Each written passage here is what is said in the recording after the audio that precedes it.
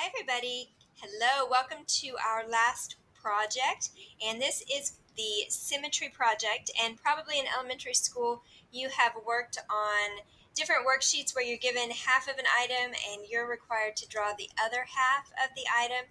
And that one was Darth Vader. Here's a flower. It has a little different line of symmetry to it.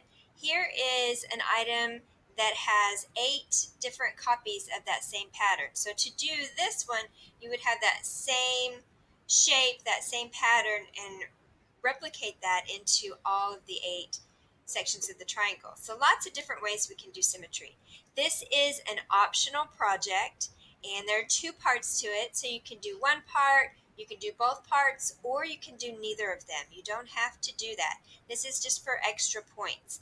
And what you will be doing is drawing a mirror image of something. And there are 2 different parts. We will have something in nature. So, however you want to draw a mirror image of something in nature and something in your life. Here is an example. You can use a photo from something in nature. This is a really great photo. It would be fun to draw some symmetry. So you could take that photo and then draw a mirror image upside down. You could go up, and those trees are going to look like they're spreading out because you're drawing a mirror image. You're not just finishing up the image. If you wanted to make it a little smaller and draw that mirror image further down, you can do that, and then you would color it in. If you wanted to use something like a seashell, and you could draw a seashell to the side, you could draw it up above, you could draw it down below. If you wanted to make it a little crazy, you could cover up part of the seashell and then draw a mirror image of what you would see symmetrically.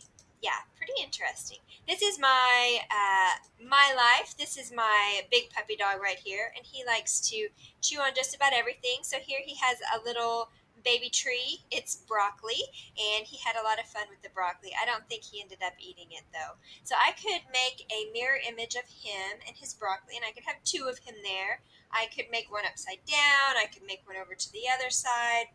Make one going up. However I wanted to do that. Or I could cover up part of it and then draw the mirror image. So there he would have 2 heads of broccoli, but he wouldn't have a whole body. So, they could be kind of fun.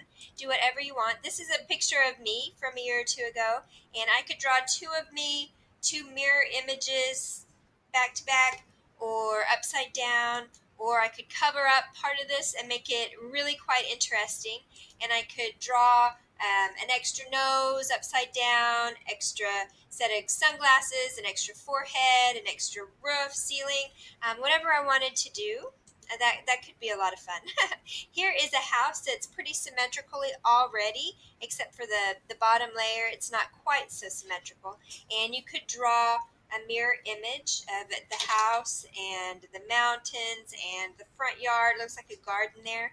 Or you could cover up part of it and draw a mirror image of that part that you can see, however you wanted to do that. This one looks like it would turn into a double house. If you did that, it'd be pretty interesting. You can also do something that is 3D.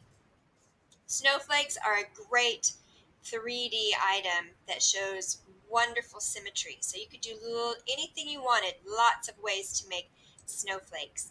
And I found this picture online, and it is symmetrical, but it has multiple points of symmetry, multiple lines. You can see that there, that little frond of the snowflake is repeated again and again, but they also took it even less than that, and they made that mirror image multiple places. So it's all that one shape right there. Just some of it is backwards and some of it is forward. Here is a really complex origami 3D figure. Very interesting. Here is a metal one that was welded. So however you wanted to make your 3D item, you can do that. Remember, there are 2 assignments, one for nature, one for your life. And you can use any drawing program, or you can hand draw it, or you can use Blackboard if you want to come in. I won't have the room open as much this week, but you can come in and use it, and you could also do it in the other teachers' rooms if you wanted. or you could make it 3D, however you want it.